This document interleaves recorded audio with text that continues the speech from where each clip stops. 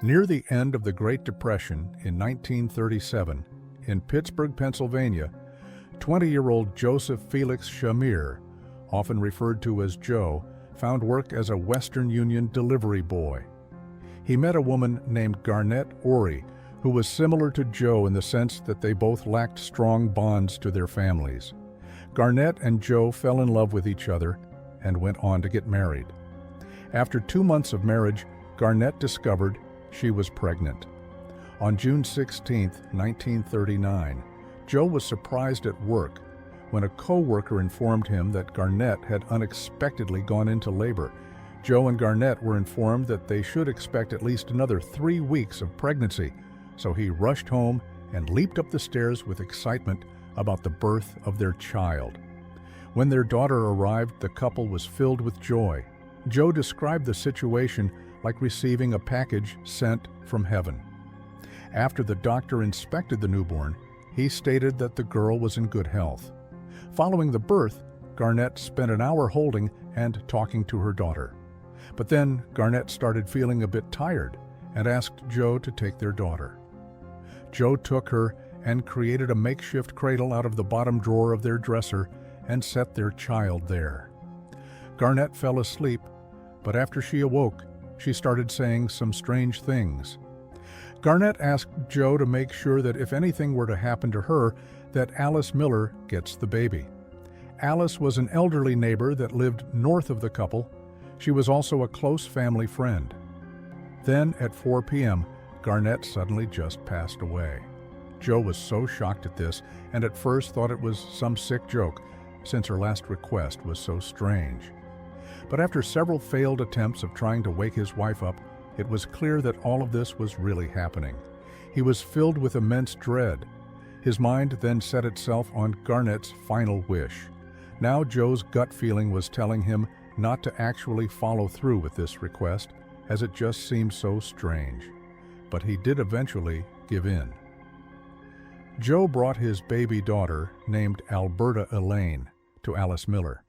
Obviously, it was very tough for him to give up his daughter, but he did feel a slight sense of relief knowing that Alberta would be nurtured and raised well. He believed Alice was conscientious, loving, and smart. Joe left believing that Alberta couldn't be left in better hands. Keep in mind this was in 1937, so jobs were scarce, or at least good ones that Joe was eligible for were anyway. So Joe decided to head back to his hometown in search of work, New England. But despite the distance, Joe managed to occasionally visit his daughter. In late 1941, 1 week before Pearl Harbor, he enlisted and joined the Army Air Corps in New Hampshire. Joe believed that this was his best chance at securing a future for Alberta. He was assigned to basic training in Fort Devens, Massachusetts, and was then shipped out to the Pacific Theater. During his time in service, he kept his tiny book with him.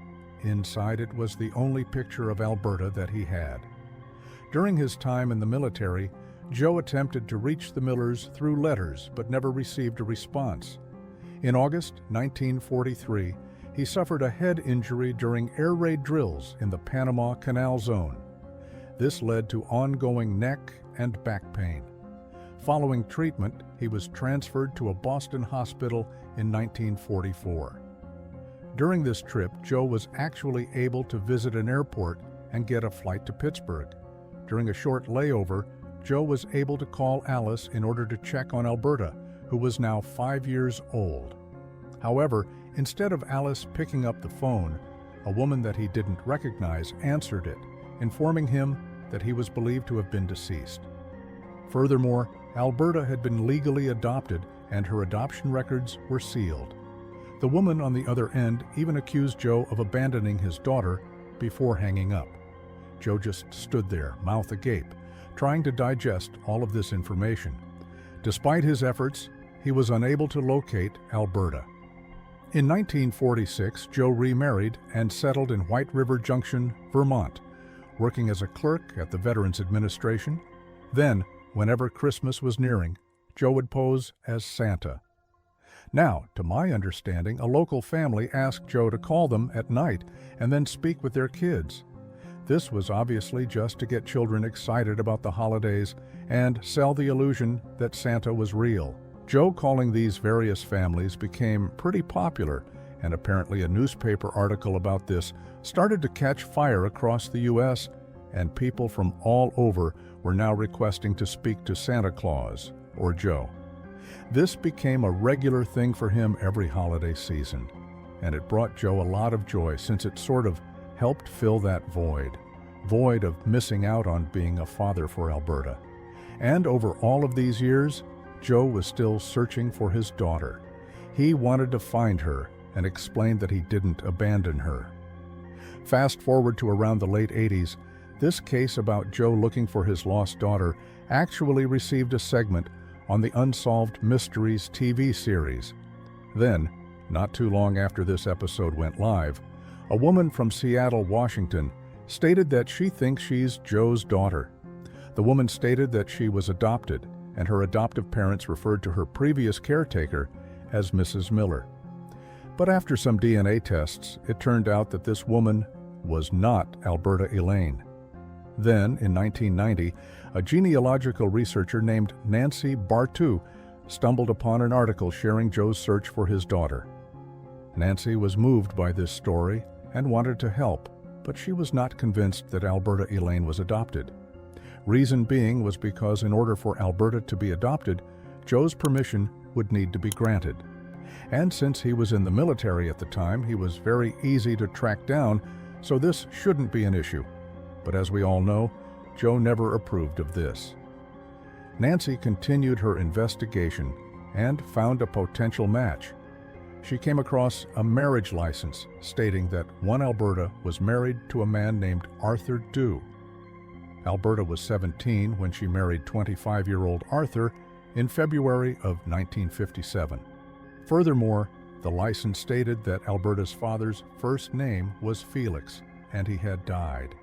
It even said that her father was Canadian, but Joe's first name was obviously not Felix.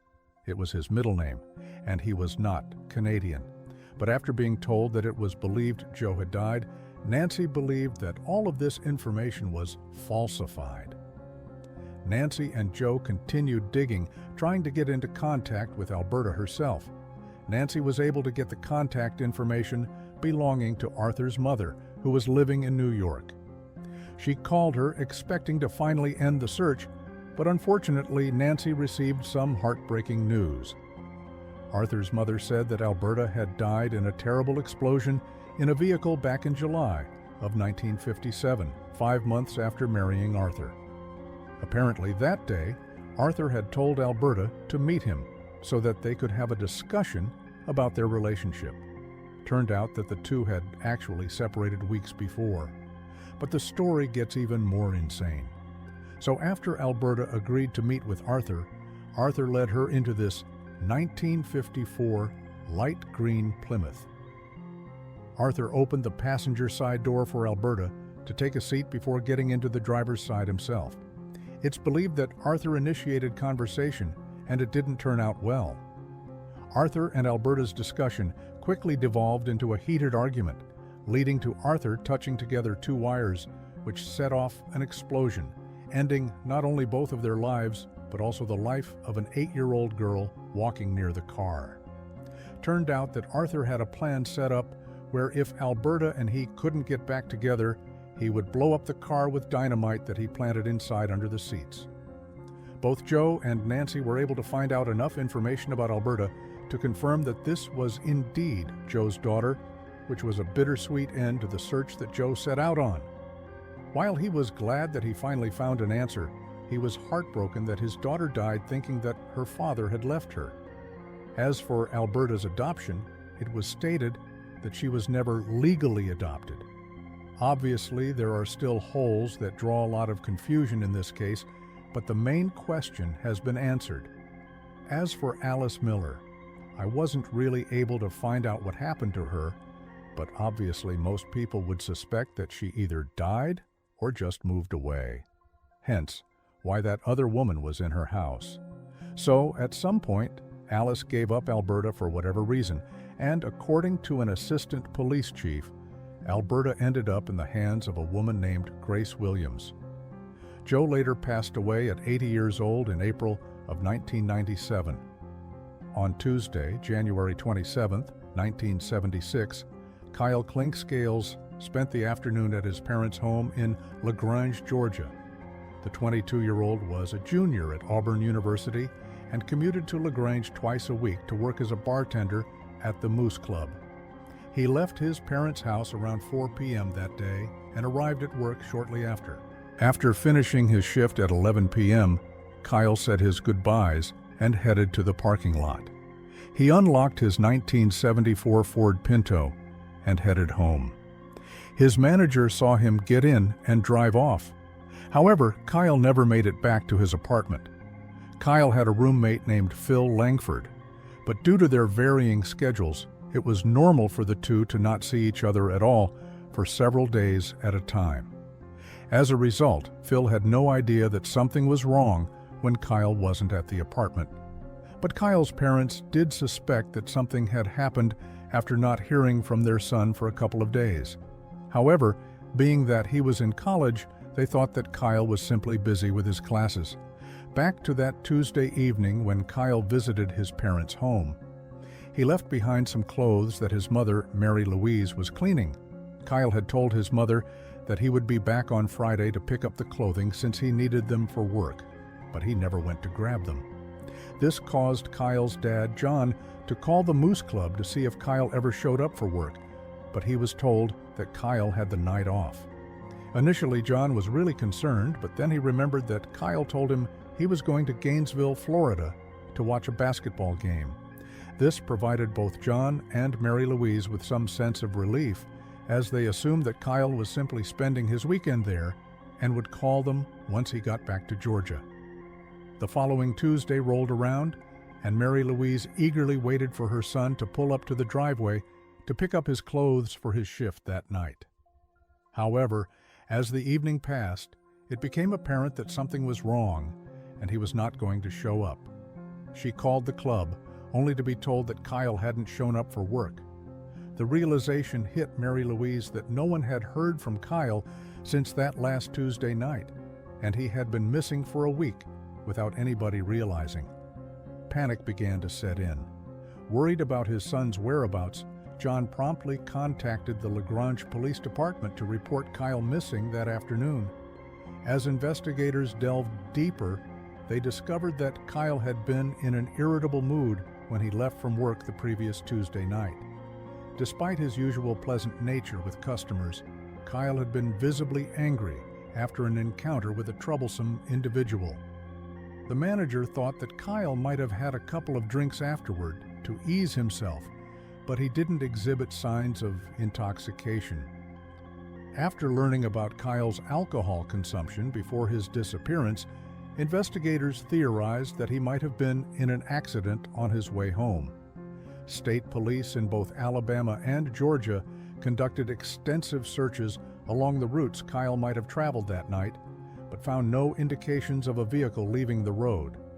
Near the roads was a body of water called the Chattahoochee River, so people started thinking that Kyle may have ended up there.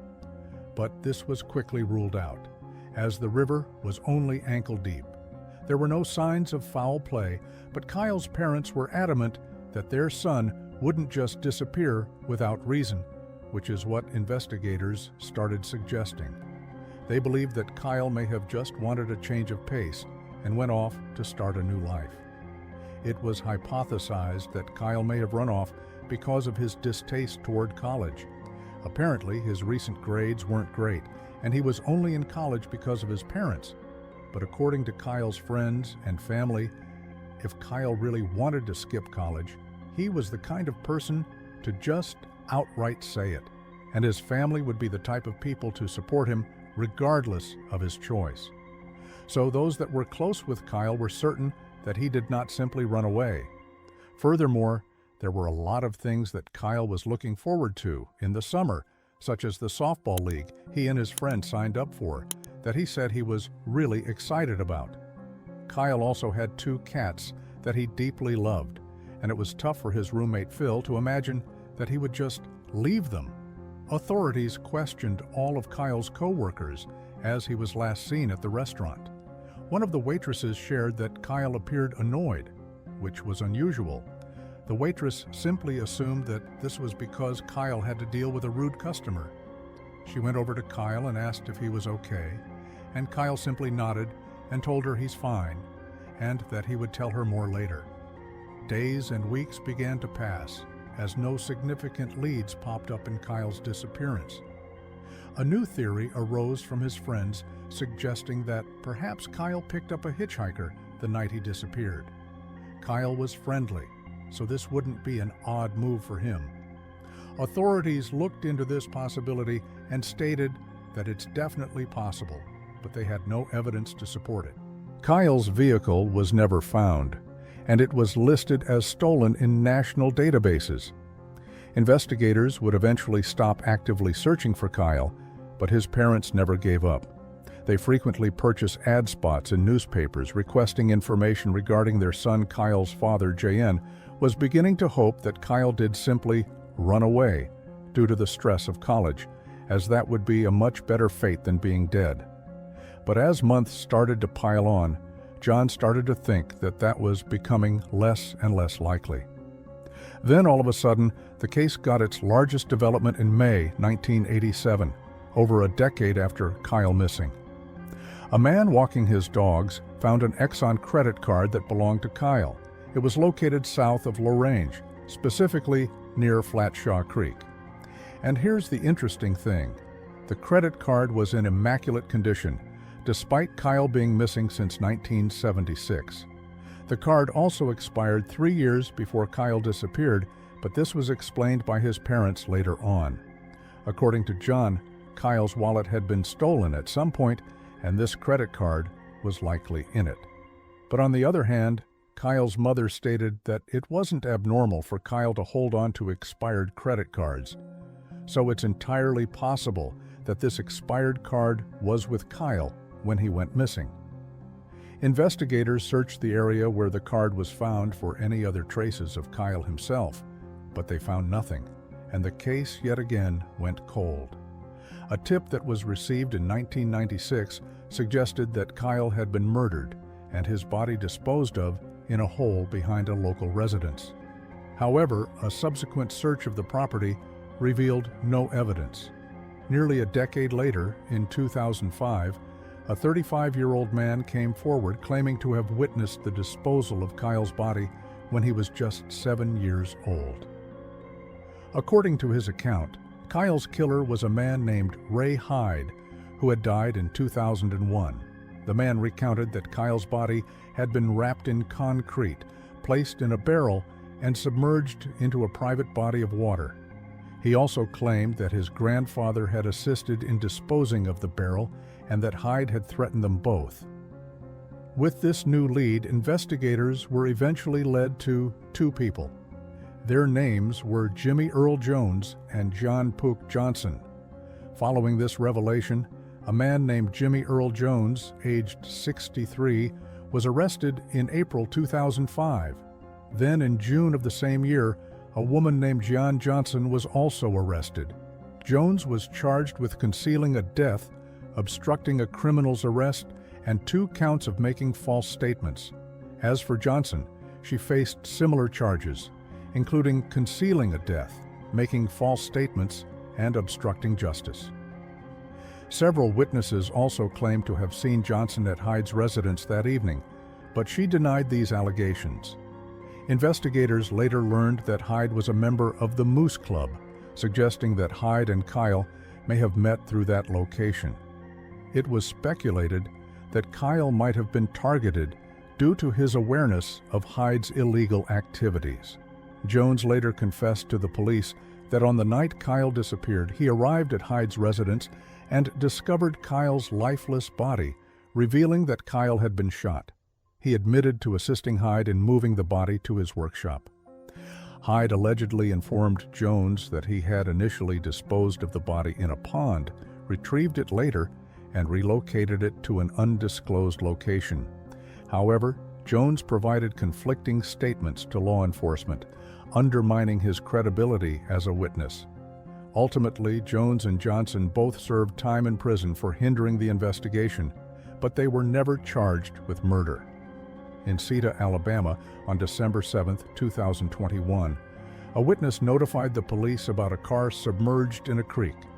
After being recovered from the creek that same day, it was confirmed to be Kyle's through its license plate and VIN number. Upon inspecting the car, authorities discovered Kyle's wallet, credit cards, and human remains. Subsequent DNA testing in February of 2023 confirmed the identity of the remains as Kyle's. Despite this identification, the cause of Kyle's death remains unknown. His father passed away in 2007, while his mother passed away in January of 2021. An 11-year-old girl from Newport Beach, California, named Linda Ann O'Keefe, got up on July 6, 1973, to prepare for summer school. That day, she wore a white dress made by her mother that was covered with flowers. After eating and saying goodbye to her family, Linda went off to school with her piano teacher, who was responsible for getting Linda to school that morning. Linda was described as a shy kid who enjoyed fine arts, including painting and, of course, the piano. She had two sisters that she was very close to as well. At some point after school, when Linda walked back home, she just disappeared. She didn't live very far, and typically she would even ride her bike to and from school.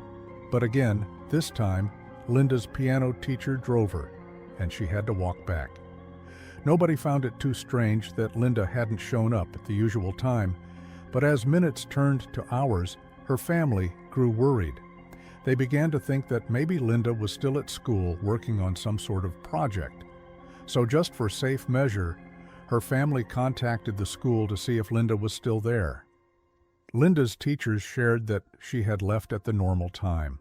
Her family then went out searching for Linda themselves, but after failing to find her, they called police in fear that she may have been kidnapped.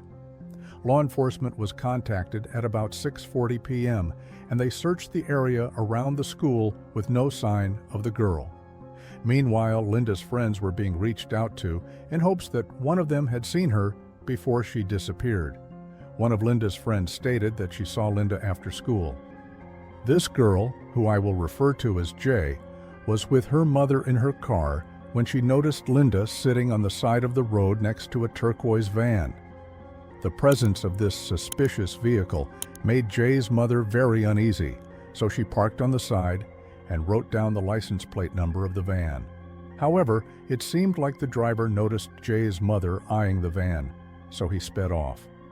At this point, Linda was no longer near the road. She was completely out of sight. But Jay's mother didn't think she saw Linda in the van. Another witness came forward with information later on. This woman lived in Newport Beach near a cliff and said she heard a scream coming from what sounded like a little girl. But since she had no idea that a child was missing, she just thought it was a bunch of kids fooling around and disregarded it. A large search party was created at 7:30 a.m. the next day, with both police officers as well as volunteers.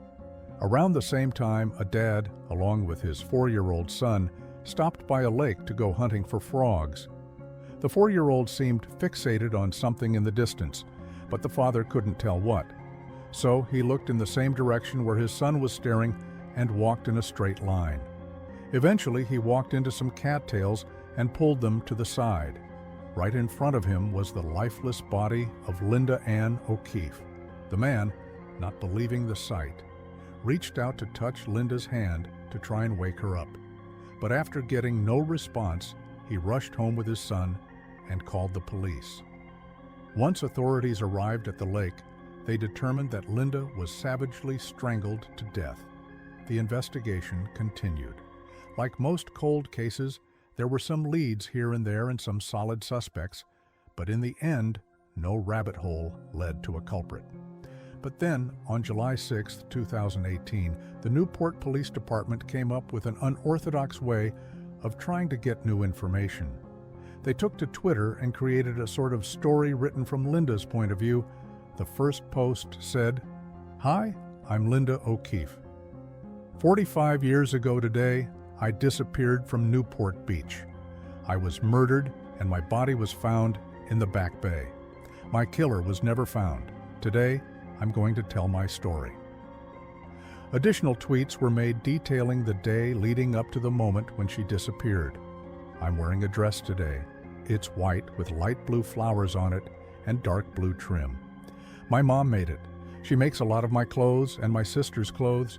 She's really good at sewing, and we don't have a lot of money for fancy store outfits. Anyhow, I'm back in the school office, and the lady lets me call my mom for a ride home. This time it doesn't go well. She is busy with a sewing project and tells me that I can walk home. It makes me upset and I cry. I'm an easy crier, remember? She knows I was angry about her not picking me up, but she thought I'd soak a bit and then come home to eat. It's been 3 hours since she last heard from me, which is a lot when you're a young girl with no lunch in her stomach. Before police made these Twitter posts, they had scientists utilize a technique called DNA phenotyping, which is a method that uses DNA to come up with a likely physical appearance of the owner. So after authorities got the results, they made one final post. But now, 45 years later, I have a voice again, and I have something important to say. There is a new lead in my case, a face that comes from DNA that the killer left behind. It's technology that didn't exist back in 1973, but it might change everything. Today, along with a reconstruction of what the culprit may have looked like at the time of the crime, there was an age-progressed version of how he may appear in 2018. Shortly after, the DNA was also submitted to various genealogical facilities, and rather quickly, a potential match was found. The DNA seemed to line up with a man named James Allen Neal, who was 73 years old. After questioning and further investigation, James was arrested in February of 2019 in Colorado before being extradited to Orange County, California. James was not only facing charges involving Linda, but 2 other girls as well, aged around 12 to 14 years old. He pleaded not guilty to the charges, and then, in a shocking turn of events, James was hospitalized in May of 2020. Just days later, he ended up dying, so right before he was about to stand trial, his life ended. And James didn't have to answer for his crimes. While the case was officially closed with James being the killer, Linda's family, who was still living, carried feelings of anger. You see, Linda's mother and father had passed away. Her mother, Barbara, died in 2005, and her father, Richard, in 2008, both of whom never got any sense of closure. In interviews and amongst her family, Barbara stated that she felt immense guilt because of her decision to not pick up her daughter from school. Simply wanting to continue a sewing project led to the death of her daughter. She would go on, saying that this was the worst mistake she ever made. If this story moved you, help us keep Linda's memory alive. Like this video, share it with others, and leave a comment below. What do you think of this case? Should law enforcement use social media like this more often? And if you want more true crime stories, justice breakthroughs, and deep dives into the darkest corners of society, subscribe to Criminologist and turn on the bell icon. We post new episodes every week.